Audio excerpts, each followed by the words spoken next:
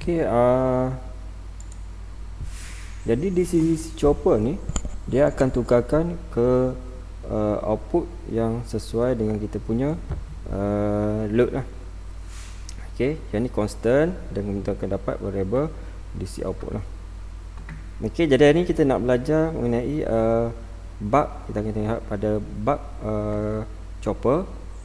Okey, pengenalan kepada bug chopper ataupun chopper. Jadi chopper ni kita boleh gunakan sebagai yang macam tadilah, kita nak convert pada DC kepada DC. Aplikasi dia, contoh dia DC motor control, kita nak kawal speed motor, switching power supply, SMPS, inverter ni yang dalam topik satu lagi. Inverter kita guna sebagai kita nak tukar daripada DC ke AC. Rectifier kita nak tukar AC kepada DC. Okay, kita ada UPS sebenarnya dalam dia ada inverter lah, kita nak tukar DC kepada AC.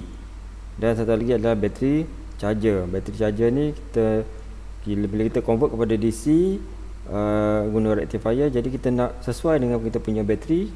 Contoh bateri 12 volt, jadi kita perlukan buck converter ataupun step down converter supaya sesuai dengan nilai voltan bateri lah.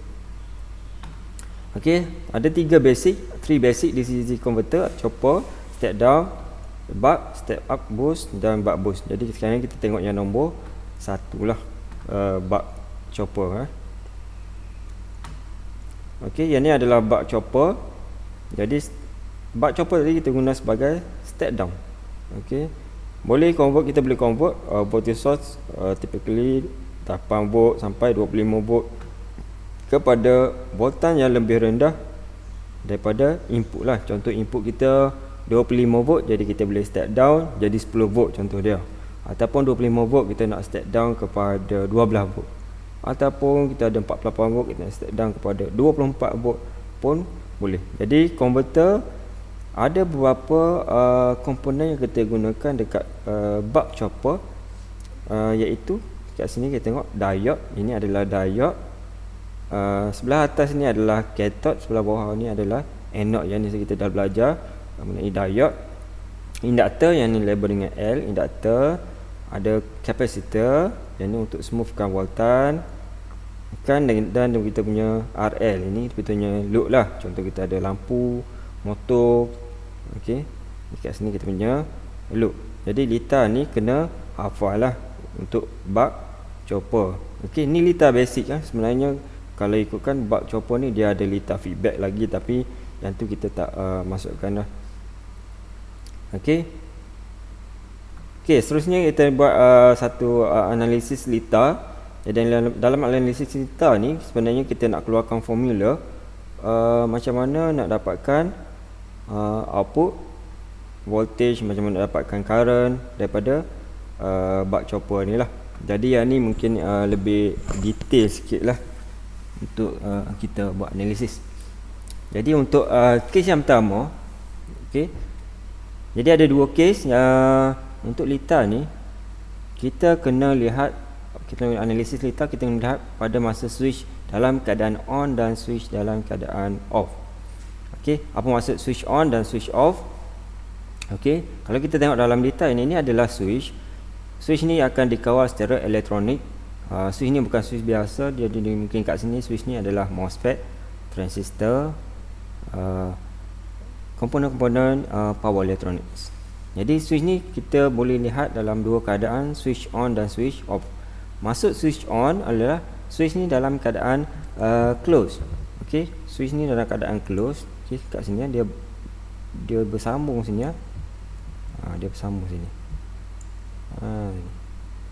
Okey, bila switch close dia akan bersambung sebelah atas.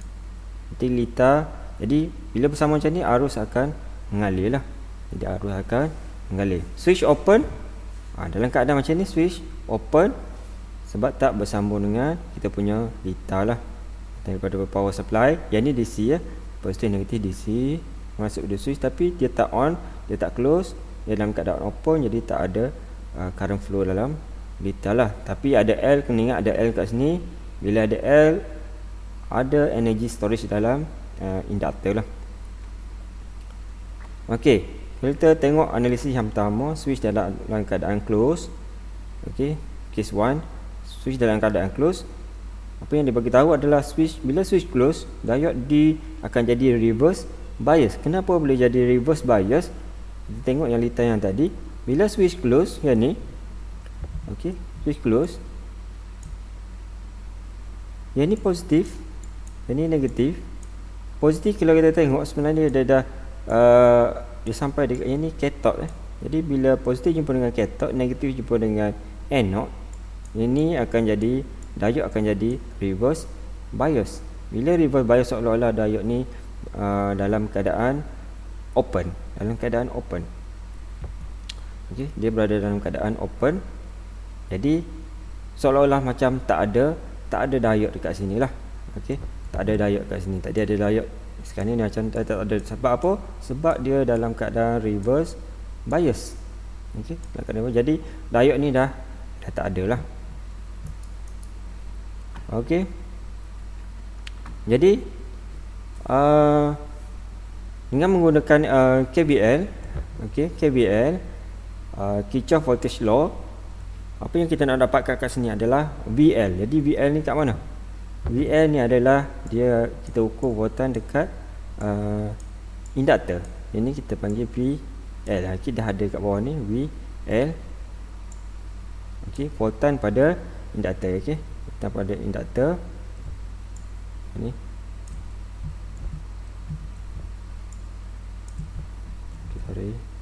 Okey, voltan pada induktor lah, VL. Okey, positif sebelah kiri dan kanan adalah negatif. Sebab positif dia berada dekat dengan supply dekat sini. Ini pun ada positif, jadi dia pun adalah positif lah. Okey, jadi boleh nampak dekat sini lah, bila switch dalam keadaan on, jadi ada VL, voltage drop pada L. Jadi VL ni bersamaan dengan apa? VL akan sama dengan VS tolak dengan VRL ataupun VO, V output voltage, okey, ataupun VDC voltage dekat load. Jadi voltan VS tolak dengan VO. Jadi lebih lagi voltan akan ada dekat VL. Okey, jadi persamaan kita akan dapat VL sama dengan VL kita akan dapat sama dengan okey, VL akan sama dengan VS tolak dengan VO kat sini. Okey, VS tolak dengan VO.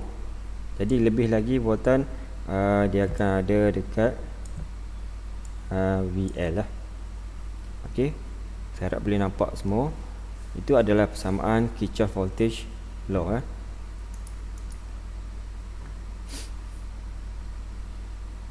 Okey, at the same time, pada masa yang sama, voltan VL yang merentasi induktor, okey, dia ada hubung kait dengan arus yang mengalir melalui induktor tadi, iaitu VL sama dengan L. L adalah induktor.